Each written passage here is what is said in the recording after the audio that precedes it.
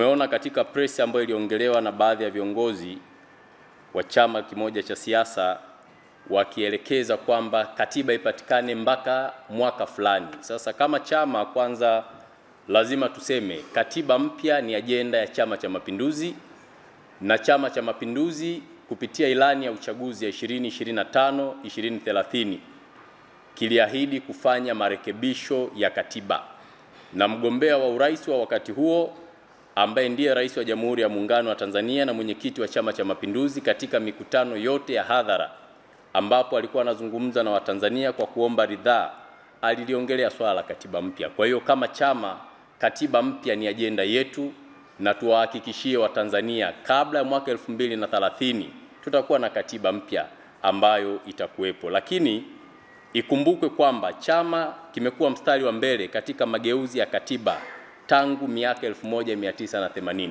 Kuna maboresho makubwa yalifanywa katika katiba ya mwaka 1977. Mwaka 1984 taifa lilifanya marekebisho makubwa ya katiba yaliyoimarisha eneo pana la haki, Bill of Rights, ikijumlisha haki mbalimbali za binadamu, misingi ya ukuu wa katiba na utawala bora. Kwa hiyo Chama cha Mapinduzi kilishafanya mageuzi haya mara kwa mara na kitaendelea kufanya kadri au kulingana na matakwa ya nyakati zilizopo. Tangu wakati huo, mageuzi ya katiba yamekuwa mchakato endelevu hadi kufikia mwaka 2011 ambapo serikali ya CCM ya awamu ya 4 ilipitisha sheria ya mabadiliko ya katiba, kuunda bunge la katiba na hatimaye kupatikana kwa katiba inayopendekezwa, ambao mchakato wake ulikwama na waliokwamisha walikuwa ni vyama vya upinzani wenyewe kwa kususia mchakato huu. Lakini kama Chama cha Mapinduzi kinaendelea kuhakikisha kwamba katiba ambayo inatakiwa na wananchi inapatikana. Lakini katika katiba lazima tujue kwamba katiba sio mali ya chama cha siasa. Katiba ni mali ya Watanzania wote. Na katika mchakato huu lazima wadau mbalimbali wahusishwe, wakiwemo wanasiasa, viongozi wa dini, wananchi wasio na vyama, wadau wa kawaida, ili kupata katiba ambayo itakuwa na maoni ya wananchi kwa ujumla. Sasa inashangaza unapoona kwamba baadhi ya vyama wanapoongelea mabadiliko ya katiba, wao wanaangalia ajenda moja tu ya uchaguzi, lakini katiba imebeba mambo mengi ya msingi ambayo yanaweza kulivusha taifa katika maeneo mbalimbali. Hivyo ninachotaka kumaanisha hapa ni kwamba katiba ni mali ya Watanzania, sio mali ya chama cha siasa. Katiba ni ya wote, hivyo lazima wadau washirikishwe katika kuhakikisha tunapata katiba ambayo itakidhi mahitaji. Lakini katika ilani ya uchaguzi kama ambavyo nimezungumza, imo na kufikia 2030 tutakuwa tumeweza kupata hilo jambo la katiba katika maeneo ambayo tunadhani au Watanzania wanadhani ni maeneo ya kuweza kuyaboresha au kuyafutilia mkazo. Lakini jambo lingine nalopenda kulizungumza katika ajenda ya maridhiano.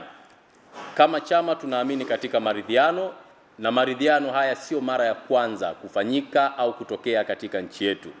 Katika nyakati ambazo kelele na tofauti za siasa au kijamii na itikadi zinapoongezeka, jambo moja hubaki kuwa la msingi kuliko yote: hatima ya taifa haiwezi kujengwa juu ya misimamo mikali, bali juu ya uwezo wa kukaa pamoja na kusikilizana.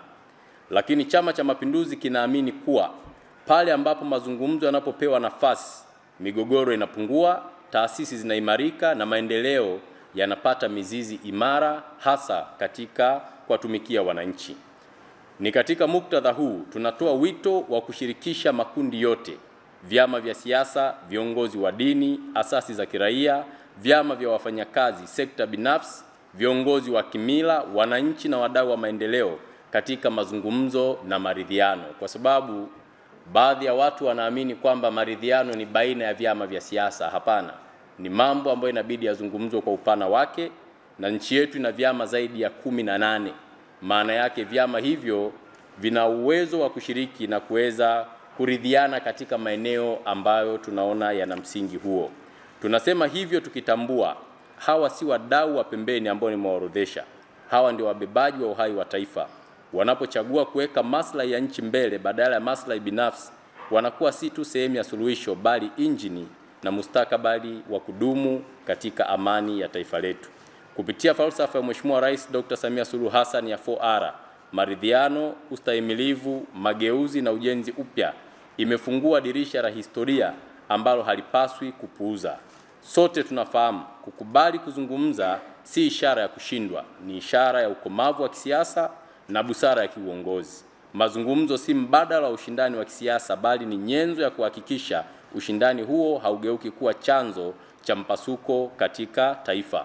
Ndio maana tunaungana na Mheshimiwa Rais na mwenyekiti wa Chama cha Mapinduzi kwa kuonesha dhamira njema na ripoti ya tume ambayo imetolewa kuhakikisha kwamba katika mapendekezo yake kunakuwa na maridhiano. Kama chama tuko tayari katika mwelekeo huo.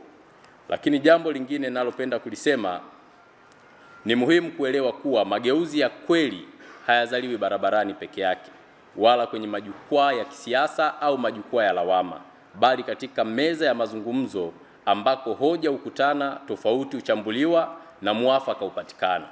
Chama cha Mapinduzi tunafahamu hata mataifa yaliyofanikiwa kujenga mifumo imara ya kisiasa na kiuchumi yamefanya hivyo kwa kutathmini majadiliano yenye lengo, si mashinikizo kutoka nje au kwa mtu yoyote.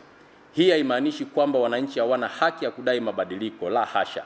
Lakini njia ya kudai mabadiliko hayo lazima iheshimu misingi ya amani, utulivu na umoja wa kitaifa, kwa sababu kuna baadhi ya wenzetu, baadhi ya vyama ambavyo haviamini katika mazungumzo, vinaamini katika vurugu ambavyo mwisho wa siku wanaenda kugharimu maisha ya watu wengine. Nia na siasa za kukamiana, kuonesha nguvu au kujenga mazingira ya hofu kwa wananchi haiwezi kuwa mbadala wa mazungumzo yenye tija. Njia hizo kwa muda mfupi zinaweza kuonekana kama suluhisho, lakini kwa muda mrefu huacha makovu ambao huigharimu jamii nzima ya Watanzania. Hivyo ni waombe Watanzania tusikubali kupelekwa katika vurugu, bali tukae tuzungumze na kujadiliana kama nchi. Kwa upande mwingine, Chama cha Mapinduzi kinatambua mazungumzo ya kweli yanahitaji zaidi ya kukutana mezani. Yanahitaji nia njema, uaminifu na utayari wa kusikiliza hata pale ambapo hatukubaliani. Yanahitaji ujasiri wa kukubali, lakini pia kushirikisha wananchi kwa ujumla.